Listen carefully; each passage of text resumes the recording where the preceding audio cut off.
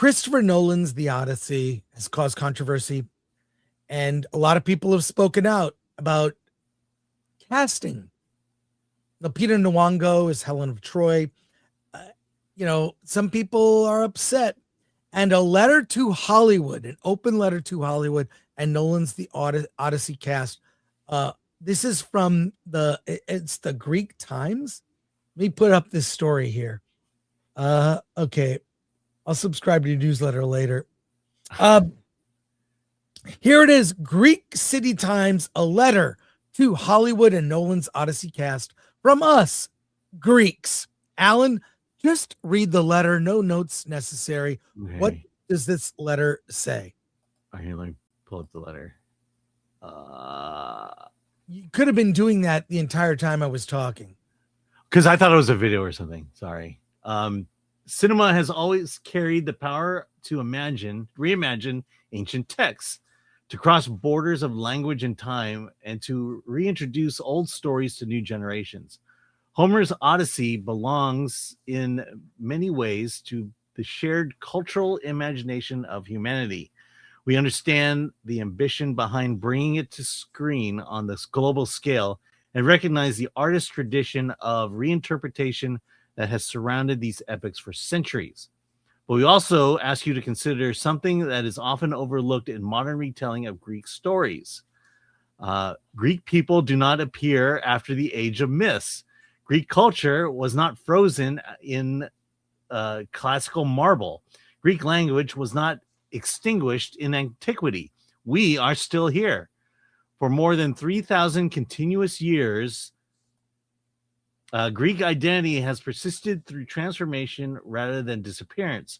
From the Mycenaean world that gave rise to the Homeric epic, through the classical city-states of Athens, Sparta, Corinth, and Thebes, into the Hellenistic period that spread Greek language and thought across the Mediterranean under Alexander's succession, through the Roman and Byzantine eras where Greek remained a dominant language of administration, philosophy, and theology, into the Ottoman centuries where identity was preserved through history, faith, and community, and finally modern Greek state that emerged through the revolution and continues today with Europe and wider worlds. At every stage, something essential remained unbroken: language, memory, cultural continuity. Greek is still spoken today, the oldest continuously surviving language in Europe, not reconstructed, not revived, but lived. That continuity matters when stories like the Odyssey are retold. Odyssey is not only a universal symbol of endurance, struggle, and homecoming. He is part of the cultural inheritance that has been carried through every one of those historical layers, retold by Byzantine scholars, preserved in manuscript, copied through the medieval world, studied during the Renaissance, and still taught, spoken, and reinterpreted in Greece today. This is why conversations about representation matter deeply to us.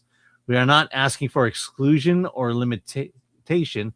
We are not arguing against diversity nor against reinterpretation. Greek culture itself has been shaped by exchange, migration, and encounter across centuries.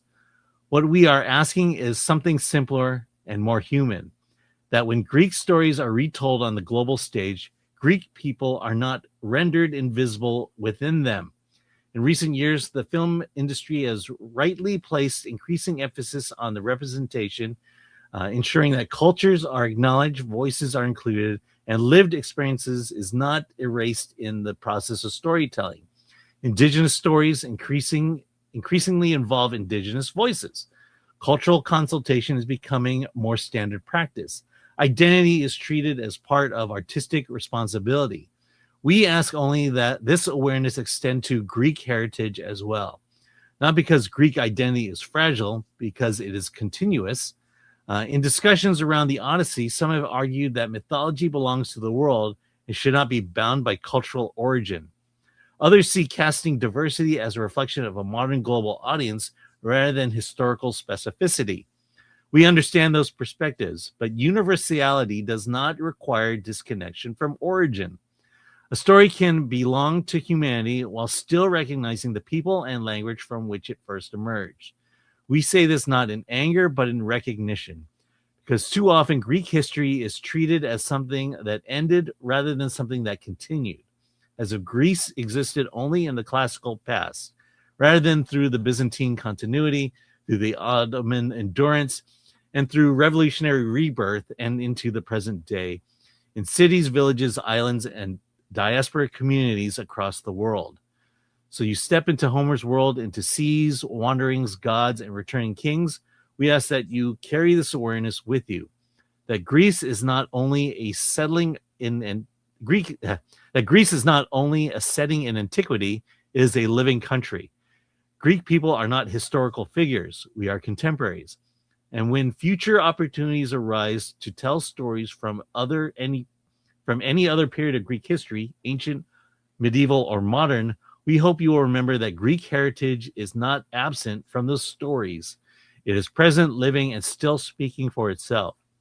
We wish you success with the film and respect to the craft that is bring this epic to life. We just reiteration, we did not vanish. We are still here.